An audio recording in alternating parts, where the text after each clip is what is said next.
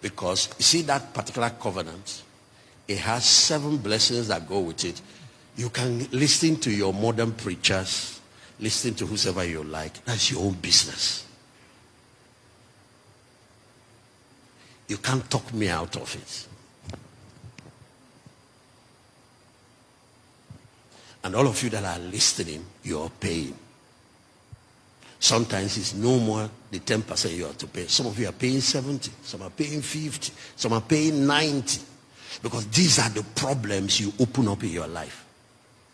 You think you're wiser than Colgate, that created Colgate company, that started in New York like a soap making factory and started Tithing. And the thing took him. And then when he saw the blessings, he moved it to 20. Where did Colgate stop his time? You can Google it, it's on the internet. You think you're wiser than, what's this man that founded, that at one time their family was printing the US currency? Rockefeller. You think you're wiser than Rockefeller? At one time he was the weirdest man on earth.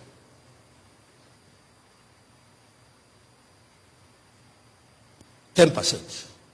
When he saw what he was doing, his story and testimony is on the internet. Go and Google it. And he moved it to 20. He moved it. God so blessed. If you see how many universities he built, how many churches he sponsored. Because of what the pioneer, just like descendants of Abraham. At one time, one man was controlling almost all the oil business globally. He can sponsor war. I'm talking about world war. He has the money. You think you're wiser than them? Or these are your modern preachers that are teaching you Confucian. Some are turning the Bible upside down. You think it's a 21st century phenomenon?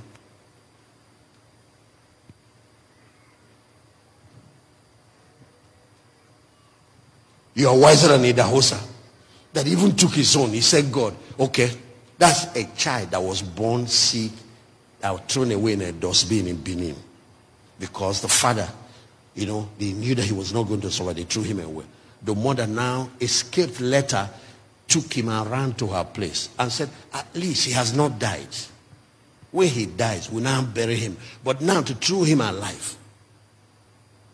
And that boy survived and became a preacher. A boy preacher as a young man. Tithing took him and mentored him. When he read this document on Tithing, he said, how can the employer, the owner, give the people 90 and say, bring me back 10? Will you do it? If you set up a business, will you give your the people who work for you 90 of your profit and keep 10? No. God kept 10. That 10 is what you are still fighting over. What is wrong? If you see Genesis chapter 3, he said to Adam, of all the trees, please put it up, let them say, of every tree in the garden you will eat. The only one I kept for me is one tree. One! Eat all! I've never seen that type of person. Only one. But the day you now cross this boundary, you will die. What did Satan do? It is that one that God keeps for himself. He will be pushing people, pushing you. 10% again. In the house I said, no, I will reverse it. I'll be giving you 90. I will be keeping 10 because, and God made him the greatest preacher that rose from Africa. Yet he was coming from the bottom line. At that time, when Pentecostal churches were mushroom, the man is building cathedral, he built a stadium and roofed it. You can see 30-something thousand people. We'll go there, be wondering, what is this? Is it not the same God we are serving? Did you pay the same price? He is one that opened the Pentecostal world now to this level we are in. First African man preacher to fly a jet. Copeland gave it to him. What is it about him that attracted it when other people can't?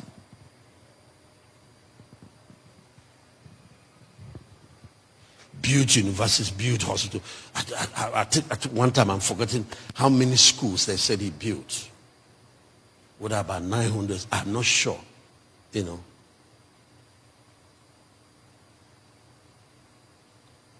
God, he said God now made that 10 he chose to keep. More than, because that's what God said. He says, since you decided to honor me like this, that 10 you chose to keep, I will make it more than the 100 of all your colleagues in ministry. And that's what God did. So it is that 10. That's what all your confusion is all about again. What's wrong with people? There's somebody who pushes an Eve to go after what God said is a boundary. And now they lost the whole garden. And in this hardship that is coming, and it's just beginning, the last days is where we are. If you don't want financial shelter, if you don't want,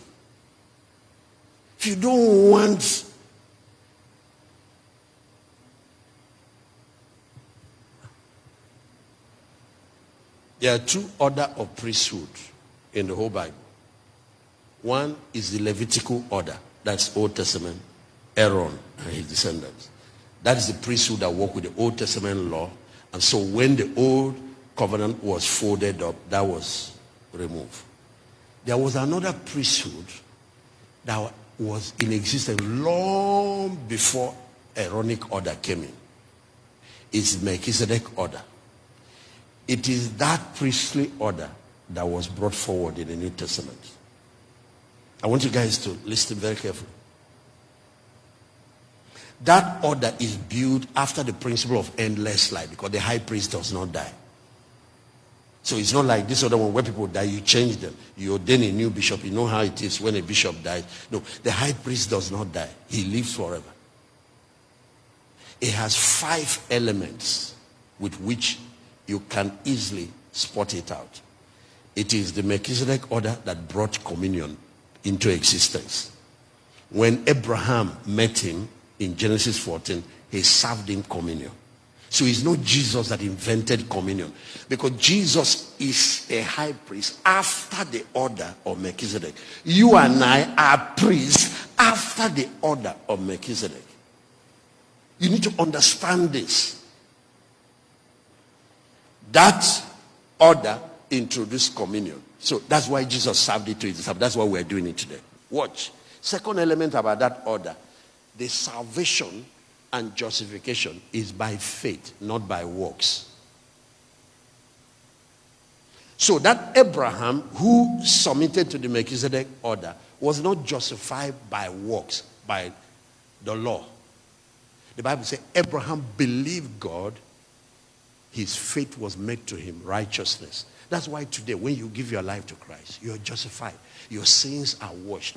That by faith we are saved today. It is not Jesus inventing it. It is the order that is already established. He is just reinforcing it for the New Testament. In that order, a priest is both a priest and a king. I want you to take note of that. In the Aaronic order, you're either a priest or you're a king. You can't find anybody from the kingly dumbling into the priestly office. Neither will you find anybody from the priestly office dumbling into the kingly office. For example, one king tried it. His name is Hosea. So the introduction of the book of Isaiah chapter 6 said, in the year that Hosea died, I saw the Lord. That is a king. So when you go to the book of Kings, you will see him. The Bible said this man did what was right in the sight of God. He was a righteous king that ruled well. He made one mistake. One day, he ventured into the office of the priesthood, took incense that only the priests offer, and walked into the temple of God to go and offer it. And the priests accosted him and told him, this will not end well. You are violating a boundary. Don't do it. He ignored them and walked in. As he was waving the incense, leprosy struck him. And he became a leper. They carried him out and took him to the leper's camp. He stayed there till he died. Yet he was a good king. Okay, for example, you will see the first king of Israel. What's his name? Saul. There was war. The Philistines had gathered. He was waiting for Samuel the priest to come and offer sacrifices so he can go to war. But Samuel delayed in his coming. So what did Saul do? He took the animal and offered. Just about the time he was doing it, Samuel arrived. Do you know what Samuel announced? The kingdom is now taken away from you because you have violated you disobeyed the Lord.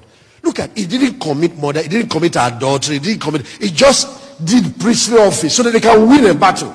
And he was removed from office as a king. Things went bad. You don't cross it. But then in the Melchizedek order, Melchizedek is a priest of the Most High and king of Salem. The first king that ruled Jerusalem is Jerusalem. He was king of that city and a priest. That's why today Jesus is our high priest. He's also king of kings. That's why the Bible said, I have made you what? Kings and priests unto our God. What was not possible under the old covenant, you can combine the office because this new order has a new set of laws. You want to clap? Clap. Oh.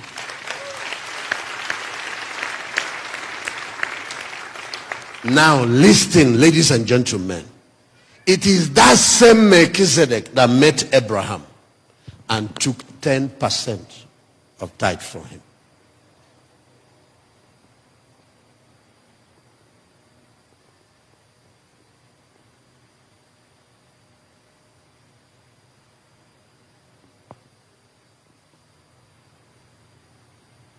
So why will you keep communion? Keep kings and priests. Keep salvation by faith. Then you go to the order and take away one of his ordinances. Who authorized you to do it? Okay. If tithing is wrong for the New Testament, Jesus now came as a priest under the Melchizedek order. What is his statement about it? Matthew 23:23. Watch. Because if he preaches against it, he will violate the order of priesthood under which he operates. Look at Matthew 23. Woe to you, scribes, Pharisees, hypocrites, for you pay tithe of mint, anise, cumin, and have omitted the weightier matters of the law. What are the weightier matters? Things like judgment, things like mercy, things like faith, things like love. You can't, just because you give God money, you are violating his commandments. So what is his teaching? He said, these you ought to have done and not to leave the order undone. Do this, but don't leave the tithing undone. Hey, give me another translation. What sorrow awaits you, teachers of religious law, you Pharisee, hypocrite, for you are careful to tithe even the tiniest income of your herb garden. But you ignore the more important aspect of the law, justice, mercy, and faith. You should tithe, yes, but do not neglect the more important things. Did he say remove it? This is Jesus. Who are you following?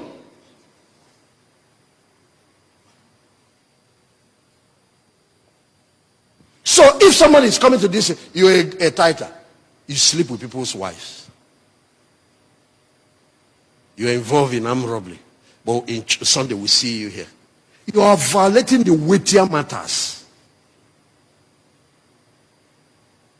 You are unjust. You are oppressive. You cheat people. You are violating the weightier matters. So we are correcting you. Get your moral values right, but still continue with your tithe. That's what Jesus is teaching here.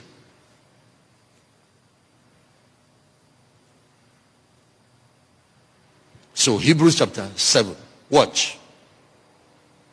If tithing is right in the New Testament, I just want you to see that. Watch.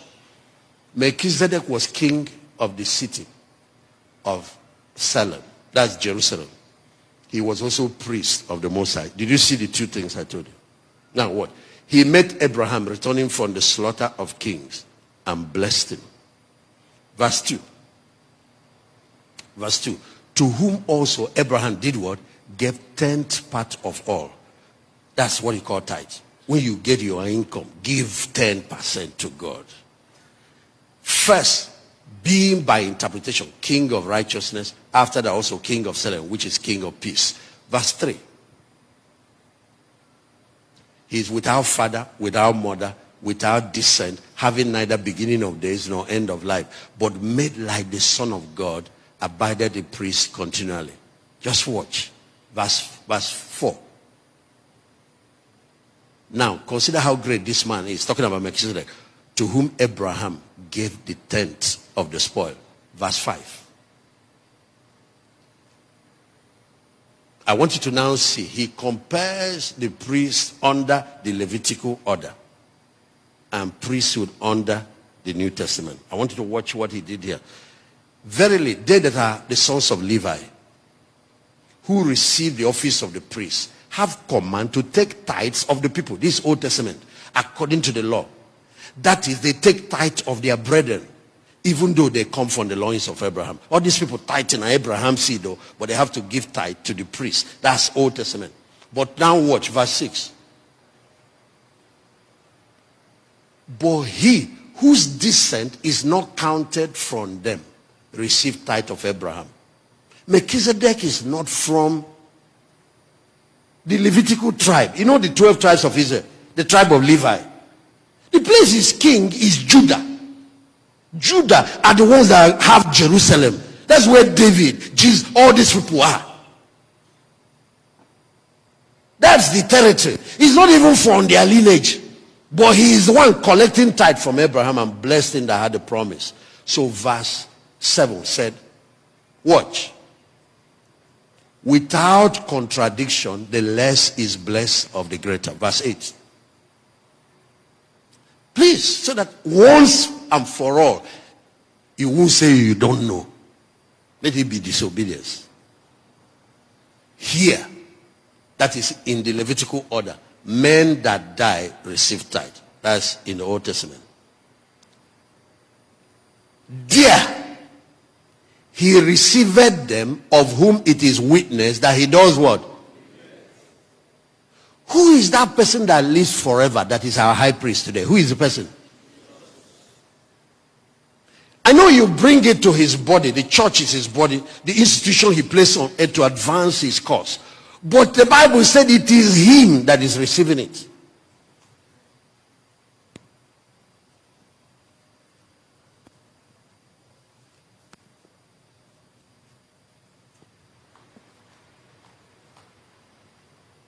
Bible said a time came in Israel, everybody did what was right in his own eyes because there was no teaching priest to clear this and make it clear to people. This thing has to do with priesthood, and there are two order.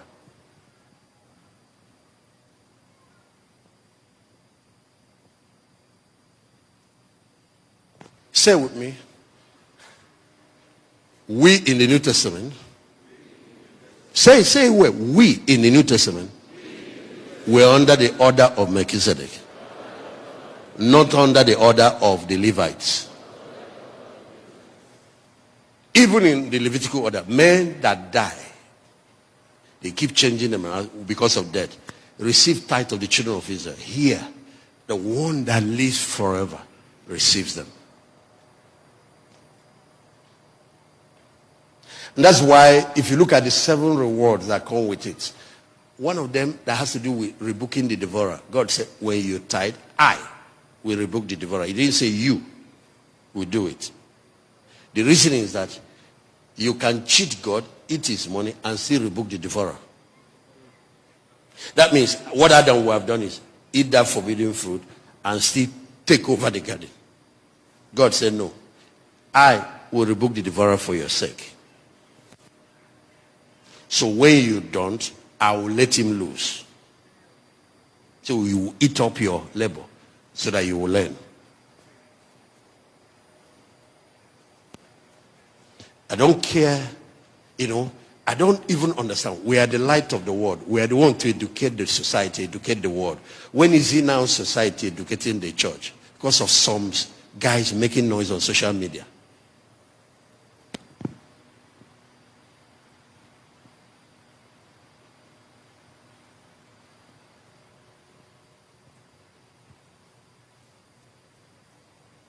Let me even tell you, it doesn't even stop with tenth. A lot of other responsible people, after God bless them, it's not just giving God 10. They think about another 10 for giving back to society, for using it for social work, for impacting the poor, for doing a lot of good work. This is at the level you should grow into. And I always teach our people, you can't start with a second 10, start with a second 5. have a plan for the kingdom, have a plan for the poor and the needy. Every genuine Christian must be involved in some form of social project or social intervention or the other. Even companies are expected to do it. It's called giving back to society. You're making money from a place.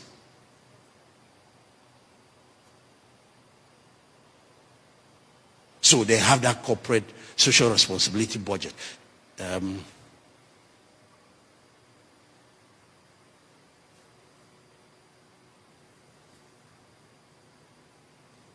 And you will see the other side of life. A blessed life. A blessed 10 is better than a cursed 90.